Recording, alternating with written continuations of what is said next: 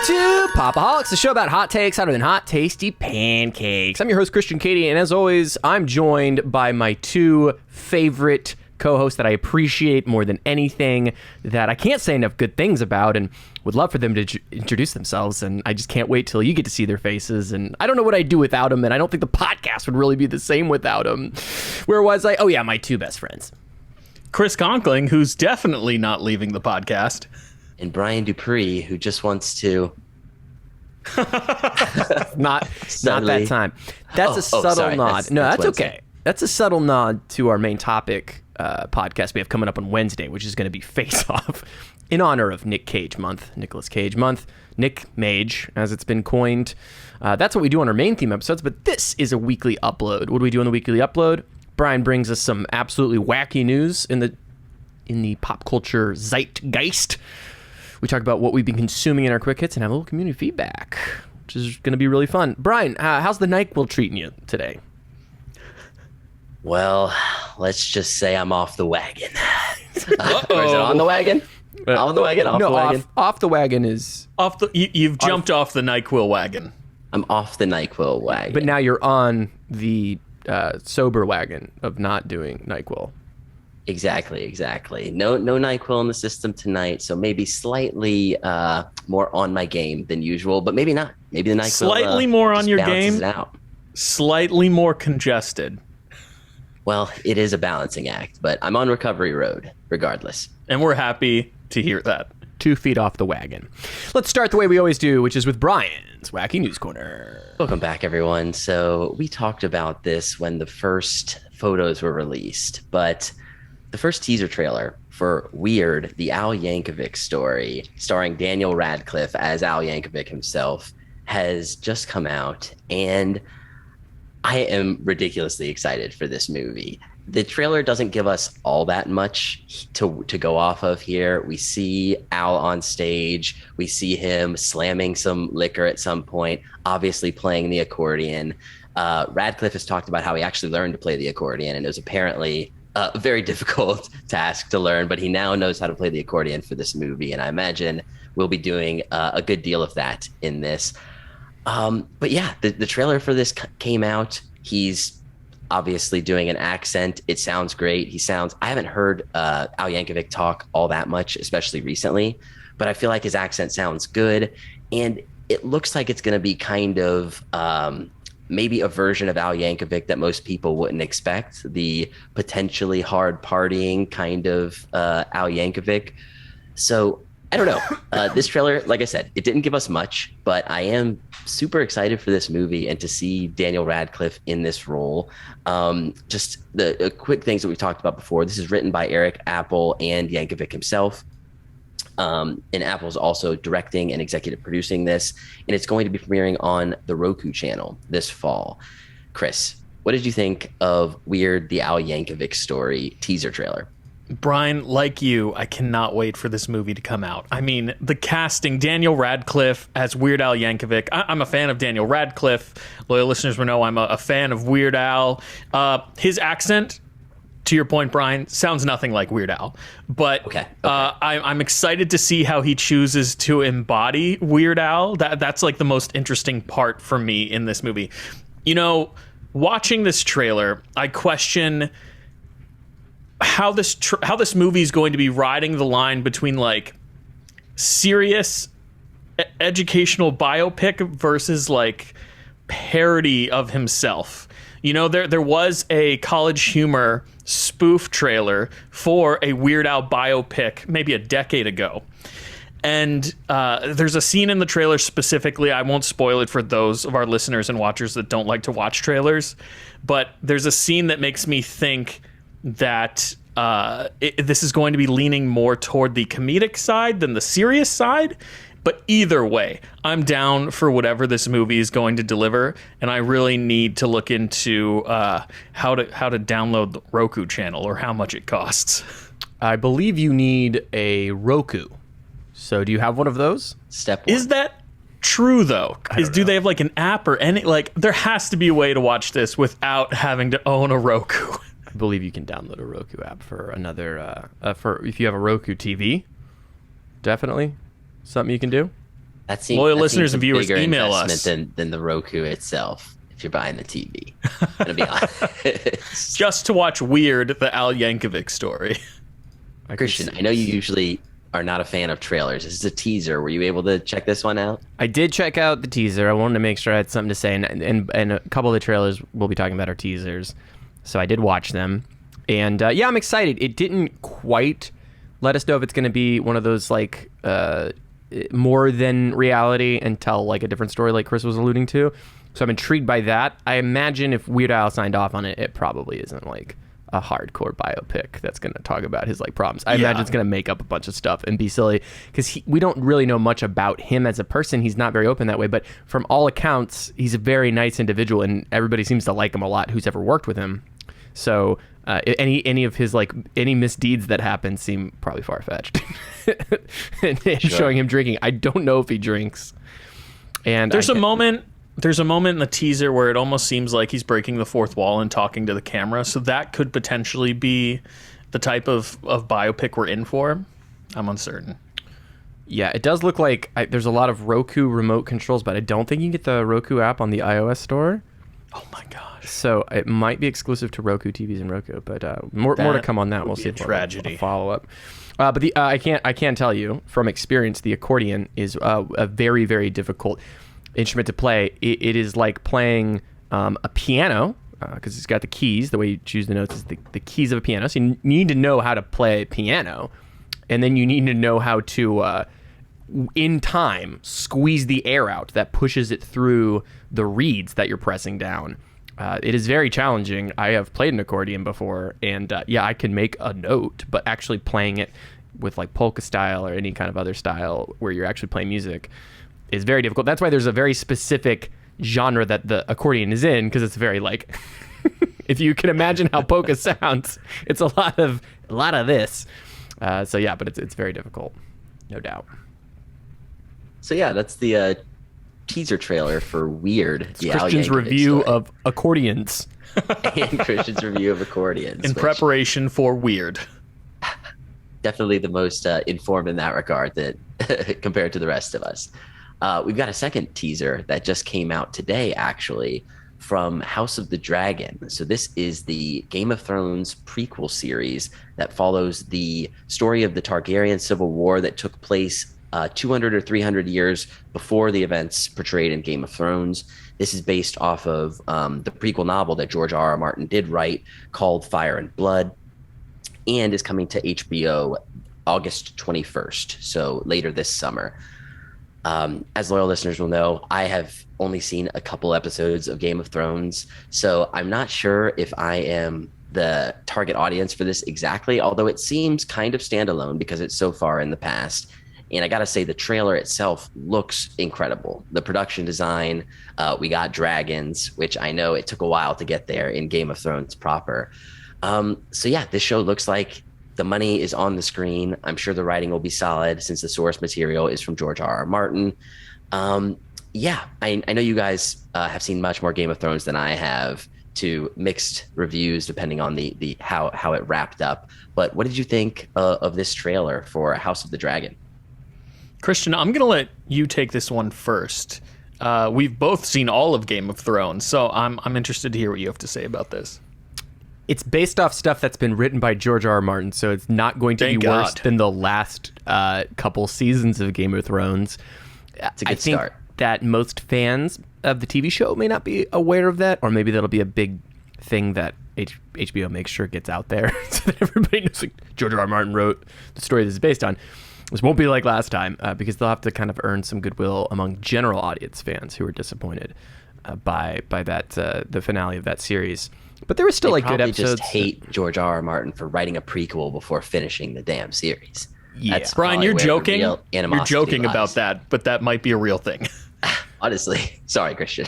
No, that's all good. I'm pretty burnt out on all Game of Thrones stuff. I even bought the novels, and I only finished the first couple chapters of the first one. So I'm pretty over it personally, but people at work start talking about it. Everybody likes it. Then I might have to jump back on. It looks good. I mean, it looks like more Game of Thrones, which, your mileage may vary on how you feel about that. Chris. Yeah, the weekly Game of Thrones conversations when Christian and I used to work together were always a ton of fun. I can't wait to watch this series. I love Matt Smith. After Morbius, I think Matt Smith really deserves a win, so I hope he's really good in this show. The TV shows that he's in tend to be very good, and his film career hasn't been the best, unfortunately. But solid TV resume for Matt Smith. Despite how season 9, I believe it was 9 seasons, right? Season 9 ended. I'm all in for this show. I love the fantasy of Game of Thrones. I love the world that it takes place in. Brian, as you mentioned, the fact that this is written by George R. R. Martin, or at least the novel that it's based on, is all good signs. So I'm absolutely down for this show and willing to give it a chance, despite how the original show finished. And I foresee a world, Brian, where you could watch this show and maybe get into the original. We'll see. Time will tell. I am notoriously bad at watching popular television. It's a lot to get through. It is a lot. Some of it is top tier television of like all time. There are moments, episode runs that are so good, but it is a lot of people talking in fun outfits about their plans. I can appreciate some good outfits and if you love a good scheme, if you love schemers, you're going to be in for a treat. Game of Thrones is for you. Yeah. The scheme team. So that is House of the Dragon. The teaser trailer is out now. It'll be coming out late August on HBO. All right. Last week, we talked a bit about Justin Lin stepping down from helming Fast X, the 10th movie in the Fast and the Furious franchise. There wasn't all that much out about this at last week when we discussed it. Creative differences were what were pointed to. Now we have some reports supposedly from a source with direct knowledge of the situation, saying that Diesel was showing up late to the set. He didn't know his lines and was out of shape / unprepared. When he got there, who knows the reality of this? Justin Lin and his team, as well as Diesel and his team, have not responded to comments about this. So could very much be rumors at this point. But it's not finalized yet. But Louis Leterrier is supposedly going to be taking over for Justin Lin to direct the 10th movie here. He is known for doing The Incredible Hulk, Clash of the Titans, Now You See Me. He also did both the Transporter movies. So he definitely has directed action before. I know The Incredible Hulk is not the shining example of MCU. I would say that the Transporter is probably more indicative of what he could bring to the Fast franchise. I would say so. You don't think They a big didn't green mention that. CGI monster is going to be in the new Fast and Furious? Unless Vin Diesel plans on turning into a big green CGI monster, which I'm not going to put it past the Fast franchise after Fast 9. Hey, lockdown was hard on the bod. I love the idea of Vin Diesel being late to set. Did he get stuck in traffic? How ironic. He was spending time with family. I'm so sorry. That's just the laziest low-hanging fruit. But the Transporter movies, I think, are a good sign for someone that could handle this. He co-directed the first one. I think he directed the second one on his own and has done a handful of movies that are Now You See Me. Not all hits, but that was a big Now You hit. See Me and the second one. Yeah, so he's a very Clash of the Titans. I mean, he's a functional director. Like, he's exactly what they needed at this moment, which was this guy will direct the movie and it will come out. He will finish the project. It won't look half bad. And hopefully he will not butt heads with Vin Diesel, which seems to be potentially one of the biggest qualifiers here.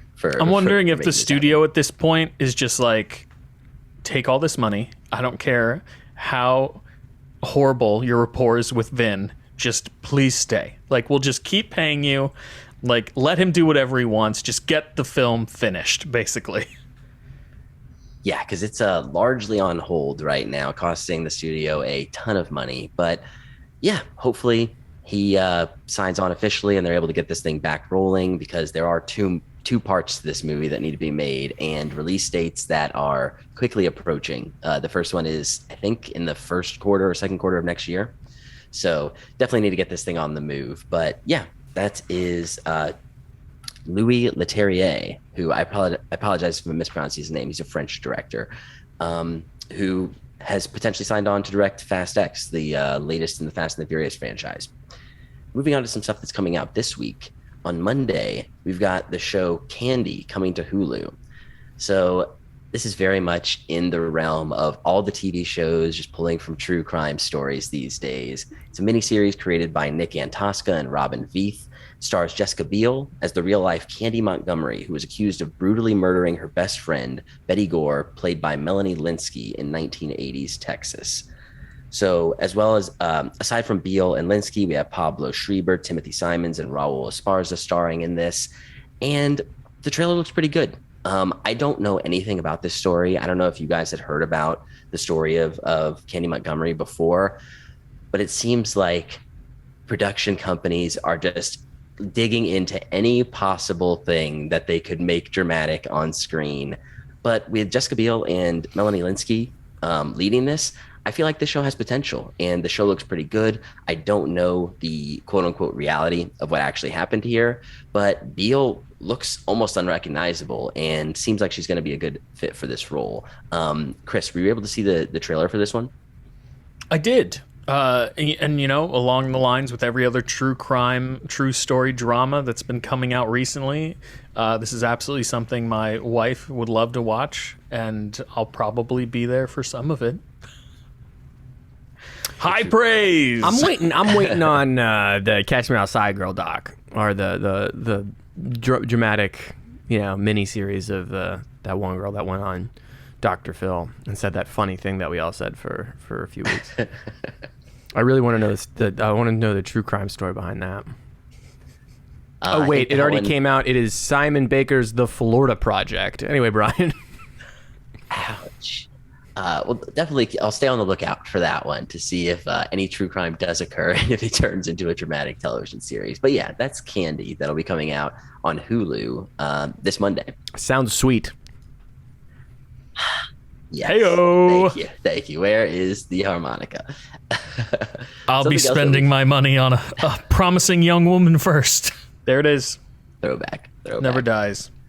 So we've talked about this a good deal when it was announced and when the trailer came out, but Kids in the Hall is coming to Prime Video. For the season reboot, it's going to be 8 episodes coming to Prime Video this Friday.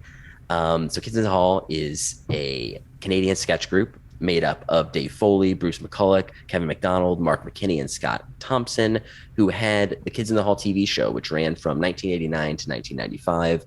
As I've talked about in the past, I never really got into this sketch comedy group, but I know they were super popular, and the trailer looked pretty good. Apparently, they're bringing back some of their classic sketch characters as well as doing new stuff as well.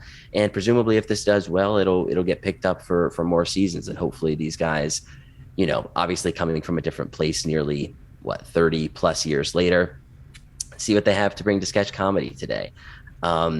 We've talked about this a bunch in the past. I don't know if you guys have too much more to say on this. Chris, I know you're going to be checking this one out. Oh, yeah. That's The Kids in the Hall, the reboot that is going to be on Prime Video starting this Friday. Kids in the Hall, more like Old Men in the Hall. Oh, for a third time. No, that's the first time that joke's ever More been like made. geriatrics in the hall, am I right? More like walking corpses in the hall. Like, get those kids out of the hall. It's Where's your hall pass? Kids in the Hall, better than the comedy brought to you by Pop-O-Holics. Let's hope so. I don't think it is. Oh my god. I don't know who Tough should critic. be offended here, but probably everyone involved.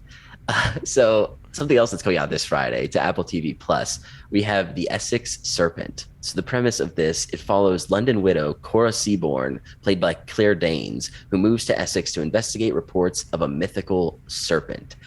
And she forms a surprising bond with a skeptical local pastor played by Tom Hiddleston. So a couple of heavy hitters here. It's based on the novel of the same name by Sarah Perry and is directed by Cleo Bernard and written by Anna Simone. I gotta say, this of the things that are coming out this week is something that is kind of intriguing to me. I had never heard of this book, but conceptually, it's got Loch Ness Monster vibes, but also small town mystery vibes. great actors at the forefront, and the trailer looked pretty good. Looks like it might get a little samey in terms of character development and where things happen, but I'm always down for a good investigation of religion and conflict about reality and the supernatural, especially in a small town drama. The show looked pretty good. Are you guys at all intrigued with the Essex Serpent, Chris?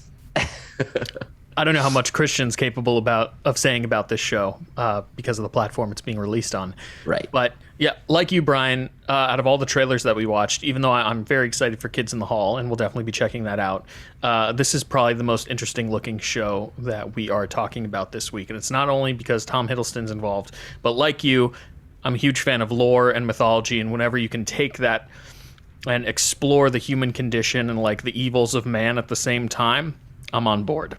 So this absolutely caught my attention as soon as the trailer came out. Now, and Apple TV Plus, despite not crafting all of these things themselves, they seem to have a really good eye for content when they're purchasing it.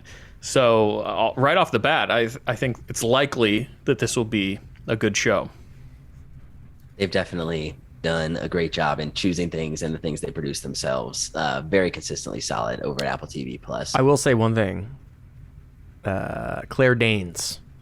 It's an American treasure right there. Nice called Life. Where my fanboys at? Anyway, proceed. Drop down the fan love in the comments there for Claire Danes. Check out the I want to Essex see Serpent where my Friday. it's a Claire Danes assance. It's upon us. It's happening. It's here. Is it? All right. We're calling it now. Claire Danes, not that she ever went anywhere, is back. This is a callback to massive talent. But anyway, that's the Essex Serpent. That'll be on Apple TV Plus starting this Friday. And then Brian's diamond in the rough he's found. The smash coming out of nowhere, gonna take over the nation. We'll get there. We'll get there. We've got one movie first. We've got two movies coming out this week. All right. The first of which is something that's well known, definitely exists in a way that the next one may not. But Firestarter, which is based on a Stephen King novel. The adaptation, which it's been adapted previously, but another adaptation of this is coming out this Friday to theaters. The premise of this is a father must protect his daughter after she develops pyrokinesis. Very much seems in this realm of kind of like a Carrie-like story, maybe simultaneous coming-of-age story as well as supernatural kind of thriller. I haven't read the Stephen King novel, but his adaptations recently in the past 5 years or so have all been pretty good from what I've seen and heard critically. So Firestarter, this looks like it could be pretty solid. It's directed by Keith Thomas, written by Scott Teems, based on the novel by Stephen King, as I said.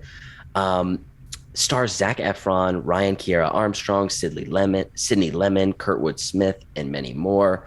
Zac Efron, someone who haven't seen in a lot of stuff lately, but he's playing this father character now, and it seems like he could be solid in the role. Chris, are you disappointed? Makes you feel old, doesn't it, Brian? You're disappointed that Efron is old enough to play. We are, I don't know. I think he's a little bit older than us, maybe. But yeah. Nope. He's younger than us, Brian. He's younger than us. Okay. So, I mean, some of us. No, he is old. not. He's not. He's Chris's age, I believe. He was born in 87. Okay, so we are roughly around the same age, yeah. Yeah, old and Well, it makes me feel old. Thanks, guys. No problem, Chris.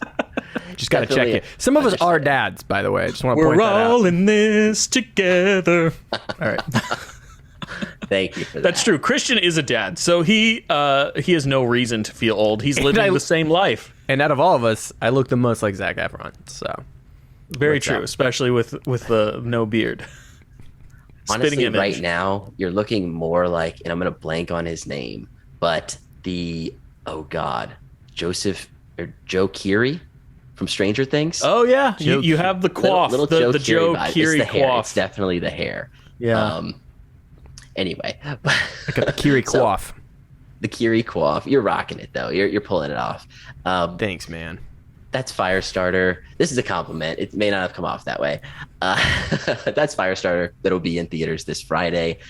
something that supposedly got a limited release earlier this year was from at True Pop-O-Holics Twitter page. This is an exclusive.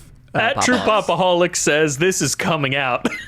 If in the show notes currently, I'm not sure if this will make it into the final show notes, but I have theaters listed next to it. So it's very possible that this movie will be coming out on Friday.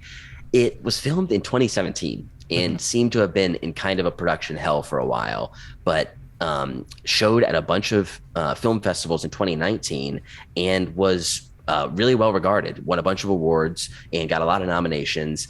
This is a directorial debut from Daniel Keith and stars him as well as Kathy Cyril, Roger Hendricks Simone, and many more. The plot of this, the narrative is focused on the fictional town of Kilnerry, New Hampshire, whose residents panic after the EPA informs them that mandatory changes to their chemical plant could dramatically increase their sexual libido. Very much a kind of concept comedy that looks kind of like a little bit dry, maybe, but very silly as well. This may or may not come out. I really don't know what to expect in terms of quality from the trailer. It seems like it could be great and it could be just kind of meh, but it looks like a movie that was shot 5 years ago. All right. I apologize, Daniel Keith. That seems like a little bit of a slight there. But it wasn't a slight. And to be clear, I think there's a good sign here. We have precedent for this here on Pop-O-Holics, and that a couple of years ago, we talked about a movie called The Unbearable Weight of Massive Talent that was supposedly coming to theaters that week. And we had no trailer for it. We had no production set photos for it. Yeah. And yet, we reviewed that movie last week. I don't know who would have made such a stupid mistake. But no one on this podcast. I'll say that. So. I'll say that. Whoever... If someone were to make that mistake on this podcast, what I would say about that person is that Christian and I love him very much and could not do the show without him. Well, that's appreciated. I just got to say, it was an unbearable weight for that movie. All right. I'm going to end the news segment. That is, I don't even know if I said the title. Love in Kilnerry. You did. I'm pretty sure you did. That may be coming out to theaters in wide release this Friday, but I can't imagine that it would be super, super wide because I haven't been able to find showtimes for it or tickets in my area yet. It says, everything I looked up after we talked about it, Brian, it says limited release. So, but it does say wide release for May 13th, like you said. So I think it was a limited release in like April 8th, I think. Excuse me. Here. I think it was March or April. I think it had a limited release in North America. But yeah, there are two things that the existence of this movie has going for it. One, it has an actual trailer that was posted to the production company's YouTube page recently. And technically, it was reposted because it was on Vimeo in 2017. But that's okay. That's okay. Oh, Brian. And two, there are audience reviews of this movie from like a couple of weeks ago on Rotten Tomatoes. Audience reviews, not critic reviews. So I think it exists. A gag. I think it exists. How were those reviews? Are they good? Mixed. Hey. Oh, no. Well, I know we've really sold this movie and everyone's going to be rushing out to theaters to try and check it out. But hopefully Love in Kilnerry will be out this Friday. And that wraps it up for the news this week, guys. Brian, thank you so much for the news. If you'd like to hear the rest of this weekly upload, subscribe to the audio feed in which we will have the whole thing with our quick hits and our community feedback. If you have any questions, comments, or concerns, you can reach out to us at popholicscast@gmail.com. I'm at Midnight Satire on Twitter. Chris, where are you at? Loyal listeners and viewers can find me on Twitter as well, at Chris Conkling, talking about all things nerdy, comic books, television, movies, video games, collectibles. If it's nerdy, I'm talking about it. And you can find me on Twitter at True Pop-O-Holic. Thank you all, and that'll do it for the YouTube watchers.